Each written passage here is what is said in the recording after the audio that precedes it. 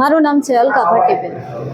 હું મોવડી ચોકડી ઉદયનગરથી આવી છું. અમે કાલે બી આવ્યા હતા ફોર્મ ભરવા માટે. કાલે અમે બપોરે 2 વાગ્યા સુધી ફોર્મ કમ્પ્લીટ કર્યું, પણ ત્યારે જ્યારે પહોંચ્યા ત્યારે મામલતદાર કચેરી બંધ થઈ ગઈ હતી. તો આજે સવારે પાછી હું સવારે 8 વાગ્યાથી લાઇનમાં ઊભી છું. હું જોબ કરું છું, તો ત્યાંથી ને મેં કાલ બી રજા લીધી, આજ બી લીધા.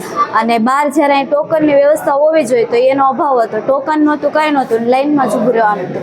અંદર આવ્યા ત્યારે કંઈ વર્ગીકરણ નહોતું કે આના માટે આ લાઇનમાં ઊભા રહ્યો, આના માટે આ લાઇનમાં, એવું કંઈ વ્યવસ્થા નથી. જે મારા જેવી બીજી કેટલી બધી લેડીઝ આવી હતી જે જોબ ઉપર જતા હોય છે ને નાના છોકરા હોય તેને મૂકીને કામ મૂકીને આવ્યા હોય, તો કંઈ વ્યવસ્થા હોવી જોઈએ મારા ખ્યાલ મુજબ. ખાસ તો સરકાર દ્વારા અનેક જે છે તે તાઇફા કરવામાં આવે છે જે રોજગારીને લઈને, પરંતુ રોજગારી માટે જ આટલી લાઈન છે, શું કહેશો? રોજગારી આંગણવાડીને ભરતું એક રીતે એમ કહેવામાં આવ્યું છે કે તમારે જોબ માટે કંઈ પરીક્ષા દેવામાં નહીં આવે, ડાયરેક્ટ ફોર્મ ભરવાનું, બરાબર? તો એના માટે તો આટલી બધી લાઈન હોવી જ ન જોઈએ. સરકાર આના માટે કંઈક ડેટ હજી બહાર પાડવી જોઈએ વધારે. ઓકે.